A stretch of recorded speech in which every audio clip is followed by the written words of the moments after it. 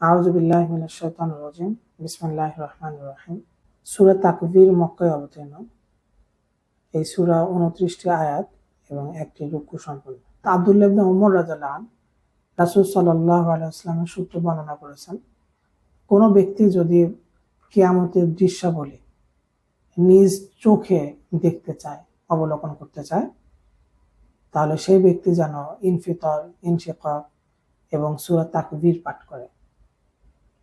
ইজা অর্থ যখন, আশামসু সূর্য, কুবিরত শব্দটার অর্থ কোনো কিছুকে নিভিয়ে দেওয়া, নির্বাপিত করে দেওয়া।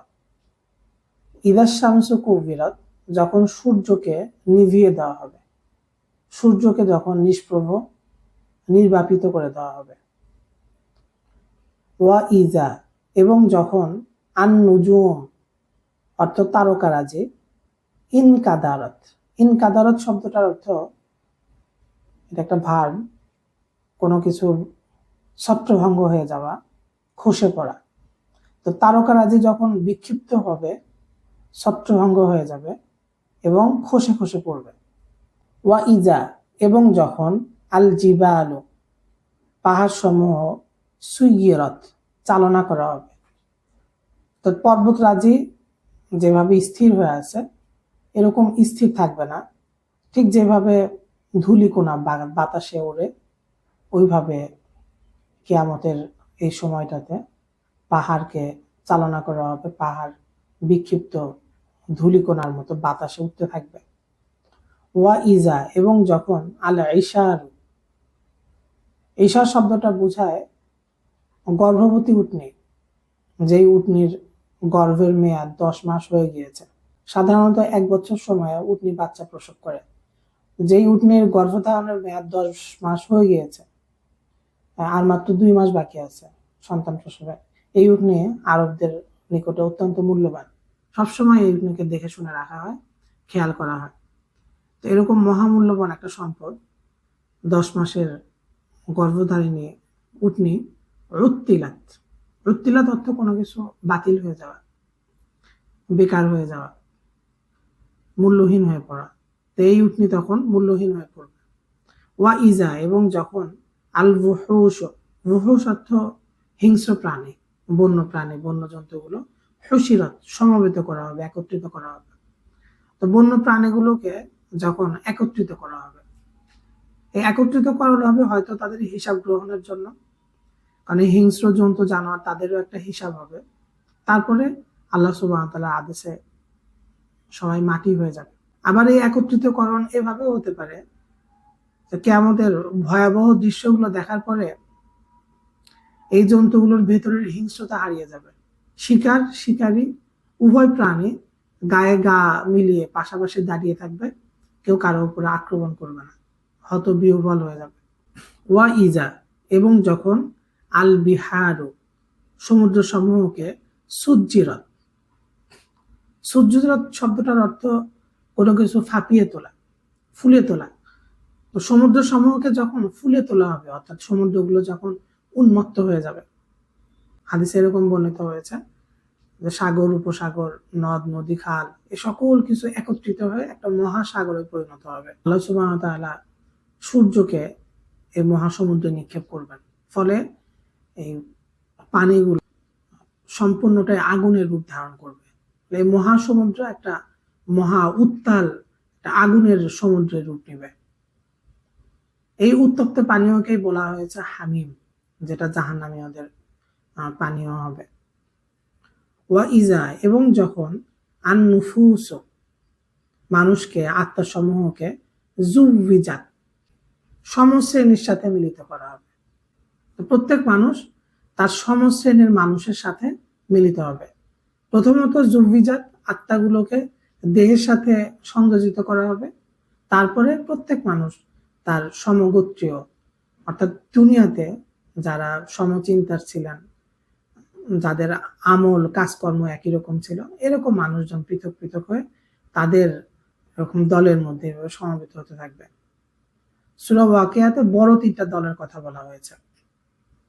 প্রথম দলের কথা বলা হয়েছে আস-সাবিকুন, আস-সাবিকুন যারা অগ্রবর্তী মানুষজন, আল্লাহ সুবহানাহু ওয়া তাআলার প্রিয়ভাজন নেক বান্দাগণ, তারা তো অগ্রবর্তী। এরপরে আর একটা দল যারা আসহাবুল ইয়ামিন, ডান পাশের দল, এবং আর একটা দল হচ্ছে আসহাবুল শিমাল, বাম পাশের দল। এই তৃতীয় শ্রেণীর দলটা চূড়ান্ত হতভাগা। ওয়া ইদা, এবং যখন, আল মাউউদা, মাউদা শব্দের অর্থ যাকে জীবন্ত কবরস্থ করা হয়েছে, সুইলাত প্রশ্ন করা হবে। ওয়া ইদাল মাউউদাতু সুইলাত, যখন জীবন্ত সমাধিস্থ কন্যাকে প্রশ্ন করা হবে যে বিআইয়ি যামবিন, কোন অপরাধে, কুতিলাত, তাকে হত্যা করা হয়েছিল। ওয়া ইদা, এবং যখন, আস-সুহুফু, আমলনামা, মানুষের আমলনামা, নুশিরত, উন্মোচিত করা হবে। ওয়া ইদা, এবং যখন, আস-সামাউ, আসমানকে, কুশিতত, নিরাবরণ করা হবে, আসমানের আবরণ বা আচ্ছাদনকে তুলে নেওয়া হবে। কুশিতত বলা হয় যখন কোনো জন্তুর চামড়াকে তুলে নেওয়া হয় সম্পূর্ণ, এটাকে বলা হয় কুশিত। তো আসমানের আবরণকে সেই দিন তুলে নেওয়া হবে। আসমান এবং জমিনের মধ্যে সেদিন পরিবর্তন হয়ে যাবে। আসমানের সমস্ত নক্ষত্ররাজি নিষ্প্রভ হয়ে পড়বে, খসে খসে পড়ে যাবে। চাঁদ, সূর্য নিষ্প্রভ হয়ে যাবে এবং সেগুলোকে নিক্ষেপ করা হবে। এবং জমিন, সম্পূর্ণ জমিন অসমতল হয়ে যাবে, বড় বড় গভীর গর্ত এবং খাদ বিশিষ্ট হয়ে পড়বে এবং ফাটল তৈরি হবে জমিনের মধ্যে। এরপরে কাগজকে যেভাবে মোচড়ানো হয় ঠিক সেভাবে আসমান এবং জমিনকে মোচড়ানো হবে। ওয়া ইদা, এবং যখন, আল জাহিম, জাহান্নামকে, সুইরাত, প্রজ্বলিত করা হবে। ওয়া ইদা, এবং যখন, আল জান্নাতু, জান্নাতকে, উজলিফাত, নিকটবর্তী করা হবে।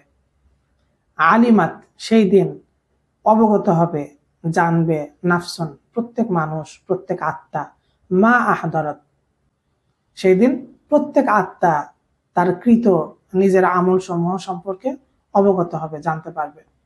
কিয়ামতের কিছু দৃশ্যাবলী এখানে বর্ণনা করা হয়েছে। একটা দীর্ঘ সময় নিয়ে এই ঘটনাগুলো ঘটতে থাকবে সিংহায় ফুঁক দেওয়ার পর থেকে। এই পুরো সময়টাই কিয়ামতের অন্তর্ভুক্ত। তবে এতটুকু বর্ণিত হয়েছে যে আখিরাতের একদিন সমান সমান দুনিয়ার 1000 বছরের সমান হবে। ওয়া ইদাল মাউউদাতু সুইলাত, যখন জীবন্ত সমাধিস্থ কন্যাকে জিজ্ঞেস করা হবে, আল্লাহ সুবহানাহু ওয়া তাআলা নিজেই তাকে জিজ্ঞেস করবেন, বিআইয়ি যামবিন, কোন অপরাধে, কুতিলাত, তাকে হত্যা করা হয়েছিল। যেহেতু এই কন্যাকে তার পিতামাতা নিজেই হত্যা করেছিল, সেহেতু এই কন্যার বিচারের কোনো ব্যবস্থা ছিল না। তাই আল্লাহ সুবহানাহু ওয়া তাআলা নিজেই কিয়ামতের দিন তাকে জিজ্ঞেস করবেন যে তার পিতামাতা তাকে কোন অপরাধে হত্যা করেছিল। ভ্রূণের বয়স যখন 4 মাসের অধিক হয়ে যায় তখন সেই ভ্রূণের মধ্যে প্রাণ চলে আসে। এরকম ভ্রূণকে হত্যা করাও একটা জীবিত প্রাণকে হত্যা করার মতো অপরাধ। নারী সাহাবী হযরত খাদ্দামা রাদিয়াল্লাহু আনহার একটা বর্ণনা থেকে জানা যায়, আল্লাহ রাসূল সাল্লাল্লাহু আলাইহি ওয়াসাল্লামকে লোকেরা জিজ্ঞেস করেছিলেন আজলের ব্যাপারে। আজল অর্থাৎ এমন কোনো প্রক্রিয়া অবলম্বন করা যার ফলে গর্ভে সন্তান স্থির হতে পারে না। তাদেরকে রাসূল সাল্লাল্লাহু আলাইহি ওয়াসাল্লাম বলেছিলেন এটা তো জীবন্ত সমাধিস্থ করার অন্তর্ভুক্ত। তবে হযরত জাবির রাদিয়াল্লাহু আনহুর বর্ণনাতে ঠিক এর বিপরীত একটা চিত্র পাওয়া যায়। হযরত জাবিরের বর্ণনাতে আছে যে আমরা আজল করতাম যখন কোরআন অবতীর্ণ হতো, রাসূল সাল্লাল্লাহু আলাইহি ওয়াসাল্লাম আমাদের আজলের বিষয়ে জানতেন, কিন্তু আমাদেরকে নিষেধ করা হয় না। ফুকাহায়ে কেরাম বলেছেন এই বর্ণনাটা অনিবার্য, আবশ্যক ক্ষেত্রগুলোতে প্রযোজ্য। যেখানে সন্তান ধারণের ক্ষেত্রে কোনো অপারগতা আছে সেই সমস্ত ক্ষেত্রে এরকম কোনো পন্থা অবলম্বন করা এটা বৈধ, নাহলে সাধারণ অবস্থাতে এটা বৈধ না। একটা হাদিসে রাসূল সাল্লাল্লাহু আলাইহি ওয়াসাল্লাম দাসীদের ক্ষেত্রে আজলের অনুমতি দিয়েছেন, কিন্তু সেই বর্ণনাতে এরকম আছে যে এটা করে লাভ কি, কারণ নিয়তিকে কেউ আটকাতে পারবে না। আল্লাহ সুবহানাহু ওয়া তাআলা কিয়ামত পর্যন্ত যে আদম সন্তানদের দুনিয়াতে আসাটা নির্ধারিত করে দিয়েছেন তারা অবশ্যই আসবে। তো স্বাধীন নারী স্ত্রীদের ক্ষেত্রে অনুমতি ব্যতীত আজল করা, জন্ম নিয়ন্ত্রণের কোনো পদ্ধতি অবলম্বন করা এটা জায়েজ নেই। হযরত ওমর রাদিয়াল্লাহু আনহু সূত্রে বর্ণিত একটা হাদিসের ভাষ্য থেকে এটা বোঝা যায়। আর স্থায়ী কোনো জন্ম নিয়ন্ত্রণের ব্যবস্থা গ্রহণ করা, এটা তো কোনোভাবে জায়েজ নেই। পরবর্তী 4টি আয়াতে 15, 16, 17 এবং 18 এই 4টি আয়াতে শপথ গ্রহণ করা হয়েছে, কারণ পরবর্তীতে যে আয়াতগুলো আসবে সে আয়াতের অর্থের মধ্যে এবং অবশ্যম্ভাবী হওয়ার বিষয়ে অধিক তাকিদ এবং নিশ্চয়তা তৈরি করার উদ্দেশ্য। 15 নং আয়াতে শপথ গ্রহণ করা হয়েছে ফালা উকসিমু, অথবা আমি শপথ করছি বিল খুন্নাস। খুন্নাস বলা হয় এমন তারকাকে যে তারকা প্রত্যাগমন করে, অর্থাৎ ফিরে আসে, একটা গন্তব্য গিয়ে যা আবার ফিরতি দিকে রওনা করে, সেই সমস্ত তারকা যা ফিরতি পথে যা চলমান হয়, আল জাওয়ার যা চলমান, ফিরতি পথে যা চলমান, এবং যা আল কুন্নাস। কুন্নাস বলা হয় যেখানে খরগোশ বা হরিণ আশ্রয় গ্রহণ করে, সেটাকে বলা হয় কুন্নাস। তাহলে 15 এবং 16 নং আয়াতের অর্থ দাঁড়াচ্ছে ফালা উকসিমু, আমি শপথ করছি বিল খুন্নাস, প্রত্যাগমনকারী তারকা, আল জাওয়ার যে তারকা সমূহ ফিরতি পথে চলে, আল কুন্নাস এবং স্থানে পৌঁছে হারিয়ে যায়, ওয়াল্লাইলি এবং শপথ রাত্রির, ইদা আসাস যখন রাত্রি অন্তর্হিত হয়, যখন রাত্রির অবসান হয়, এবং ঠিক সেই সময়টাতেই ওয়াসসুবহি শপথ প্রভাতের, ইদা তানাফাস যখন প্রভাত শ্বাস গ্রহণ করে, অর্থাৎ যখন প্রভাত বা উষা প্রকাশ পায়। ইন্নাহু নিশ্চয় লাকাউলু তা বাণী বা বক্তব্য, রসুলিন কারিম একজন সম্মানিত বার্তাবাহকের আনিত বক্তব্য, অর্থাৎ কোরআন এটা একজন সম্মানিত বার্তাবাহকের আনিত বক্তব্য। এই সম্মানিত বার্তাবাহক হলেন হযরত জিবরিল আলাইহিস সালাম। দি কুওয়াতিন যিনি সম্মানিত, ইনদা দিল আরশি মাকিন সামর্থ্যবান, সামর্থ্যশালী, আরশের অধিপতির নিকটে যিনি সম্মানিত, মুতাইন এবং তিনি অনুসৃত, তার আনুগত্য করা হয়, সেখানে সাধারণ ফেরেশতাগণ তার আনুগত্য করেন, সাম্মা অতঃপর আমিন তিনি বিশ্বস্ত। জি কুওয়াতুন এই শব্দটার শাব্দিক অর্থ হচ্ছে যিনি শক্তিমান। হযরত জিবরিল আলাইহিস সালাম এমন শক্তিমান, লূত আলাইহিস সালামের কওমকে তিনি একটা হাতে তুলে নিয়েছিলেন আসমান পর্যন্ত, এরপরে তিনি সেই সম্পূর্ণ বসতিকে উল্টো করে আবার জমিনে প্রথিত করে দিয়েছিলেন। এরকম কওম আছে যে কওমকে তিনি শুধুমাত্র তার আওয়াজ, চিৎকার দিয়ে ধ্বংস করে দিয়েছিলেন। ওয়ামা সাহিবুকুম বিমাজনুন, তোমাদের সাথী পাগল নন। 22 নং, ওয়ামা সাহিবুকুম এবং তোমাদের সাথী বিমাজনুন পাগল নন। রাসূল সাল্লাল্লাহু আলাইহি ওয়াসাল্লামের ব্যাপারে বলা হচ্ছে মক্কার মুশরিকরা তাকে উম্মাদ আখ্যা দিয়েছিল, সেই প্রেক্ষিতে বলা হচ্ছে যে তোমাদের সাথী পাগল নন। ওয়ালাকাদ রাআহু অবশ্যই তিনি তাকে দেখেছিলেন, বিল উফুকিল মুবিন, উফুক অর্থ দিগন্ত, মুবিন হচ্ছে যে স্পষ্ট, সুস্পষ্ট দিগন্তেরই তিনি তাকে দেখেছিলেন। একটা হাদিসে এরকম বর্ণনা আছে আল্লাহ রাসূল সাল্লাল্লাহু আলাইহি ওয়াসাল্লাম হযরত জিবরিল আমিনকে ওনার স্বমূর্তিতে, স্ব আকৃতিতে দেখতে চেয়েছিলেন। একটা পর্যায়ে হযরত জিবরিল আলাইহিস সালাম আরাফার দিকে যে পর্বতমালা আছে সেই পর্বতমালার দিকে উন্মুক্ত খোলা দিগন্তে তিনি নিজেকে ধীরে ধীরে প্রকাশ করেন। রাসূল সাল্লাল্লাহু আলাইহি ওয়াসাল্লাম দেখেন যে ওনার পা জমিনে, কিন্তু ওনার মাথা আসমান পর্যন্ত চলে গিয়েছে, এবং সম্পূর্ণ দিগন্ত জুড়ে, পূর্ব এবং পশ্চিম সম্পূর্ণ দিগন্তকে তিনি আবৃত করে ফেলেছেন। এই বিরাট, এই ভয়ঙ্কর এই আকৃতি দেখে রাসূল সাল্লাল্লাহু আলাইহি ওয়াসাল্লাম সংজ্ঞাহীন হয়ে পড়ে যান। পরবর্তীতে জিবরিল আমিন ওনাকে বলেন যে আপনি তো ইসরাফিলকে দেখলে সহ্য করতে পারবেন না, কারণ ইসরাফিলের একটা পা জমিনের সর্বনিম্ন স্তরে, এবং ওনার মাথা 7 আসমান ভেদ করে উঠে গেছে, এবং ওনার কাঁধে আল্লাহ সুবহানাহু ওয়া তাআলার আরশ। অথচ তিনিও আল্লাহ সুবহানাহু ওয়া তাআলার ভয়ে এমন ভাবে কম্পিত থাকেন যেমন ভয়ে কম্পমান একটা ছোট্ট চড়ুই পাখিকে দেখতে লাগে। ওমা হুয়া আলাল গায়বি, এবং তিনি গায়বের ব্যাপারে বিদনীন, কৃপণ নন। অর্থাৎ এই কোরআনকে শিক্ষা দানের ব্যাপারে রাসূল সাল্লাল্লাহু আলাইহি ওয়াসাল্লাম কৃপণ নন, যে তিনি কাউকে শিক্ষা দিবেন কোনো বিষয় এবং কারো থেকে কোনো বিষয়কে আড়াল করবেন, এমন নয়। ওমা হুয়া বিকাউলি শাইতানির রাজিম, এবং তা বিতাড়িত শয়তানের কথা নয়। অতএব ফাআইনা তাযহাবুন, অতএব তোমরা কোন দিকে যাচ্ছ?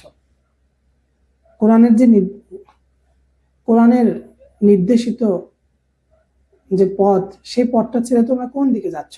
ইন হুয়া, ইন মার অর্থে, অর্থাৎ মা হুয়া ইল্লা যিকরুল লিল আলামিন, তা তো জগৎ সমূহের রবের পক্ষ থেকে একটা উপদেশ মাত্র। লিমান শাআ মিনকুম আন ইয়াস্তাকিম, তাদের জন্য এই উপদেশটা, যারা তোমাদের মধ্যে থেকে যারা সরল পথে চলতে চায় তাদের জন্য। এই আয়াতটা অবতীর্ণ হওয়ার পরে আবু জাহাল মন্তব্য করলো, এই আয়াতে তো স্বাধীনতা দেওয়া হয়েছে, যার ইচ্ছা সেইটাকে গ্রহণ করবে, তা আমাদের যখন ইচ্ছা হবে তখন আমরা এটা কবুল করবো। এই প্রেক্ষিতে বলা হচ্ছে যে কেউ ইচ্ছা করলেই এই সিরাতুল মুস্তাকিমে চলতে পারবে, ব্যাপারটা এরকম নয়। ইচ্ছা করলেই সেটা কার্যকর করা সম্ভব হয় না, যদি না সেই ইচ্ছার সাথে আল্লাহ সুবহানাহু ওয়া তাআলার ইচ্ছা বা আল্লাহ সুবহানাহু ওয়া তাআলার অনুমোদন সম্পৃক্ত হয়। ওয়ামা তাশাউনা, এবং তোমরা ইচ্ছা করতে পারো না, অর্থাৎ তোমাদের ইচ্ছাকে তোমরা বাস্তবায়ন করতে পারো না, ইল্লা, ইল্লা অর্থ ব্যতীত, আইয়াশা আল্লাহু রব্বুল আলামিন, যদি না জগৎসমূহের রব আল্লাহ তাআলা ইচ্ছা করেন। অর্থাৎ তোমাদের ইচ্ছাকে তোমরা বাস্তবায়ন করতে পারবে না যদি জগৎসমূহের রব আল্লাহ সুবহানাহু ওয়া তাআলার ইচ্ছা তার অনুগামী না হয়।